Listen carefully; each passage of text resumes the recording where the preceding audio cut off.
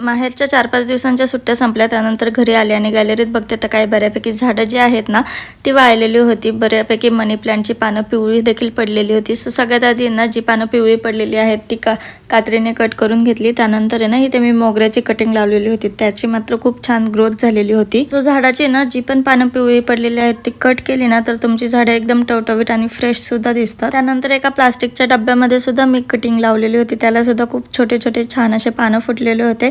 इथे पर्पल हर्टचं जे प्लांट होतं ना त्याला थोडंसं कबुतराने खाल्लेलं होतं आणि बऱ्यापैकी गॅलरीमध्ये धूळ देखील साठलेली होती. सो सगळ्यात आधी ना क्लिनिंग करण्यासाठी घेतलं. त्यानंतर आहे ना इथे मी मम्मीकडून येताना रबर प्लांट सुद्धा आणलेलं होतं. सो भरपूर ठिकाणी मी हे प्लांट शोधत होते पण फायनली मला माझ्या ताईच्या इथे रबर प्लांट भेटलं. सो तिच्याकडून मी थोडीशी कटिंग घेतली. सो माझ्याकडे ना जेवढे पण झाडं आहेत ना सगळे कटिंगचेच आहेत, फक्त त्यामधलं जे बांबू ट्री आहे ना तेच मी विकत घेतलेलं आहे आणि ते सुद्धा मला जवळजवळ 350 रुपयाला भेटलं. जर तुमचे प्लांट जे आहेत ते कटिंग थ्रू लागत असतील तर कशाला एवढे पैसे वेस्ट घालवायचे असं मला वाटतं. क्लिनिंग केल्यानंतर सगळं किती छान वाटतं ना.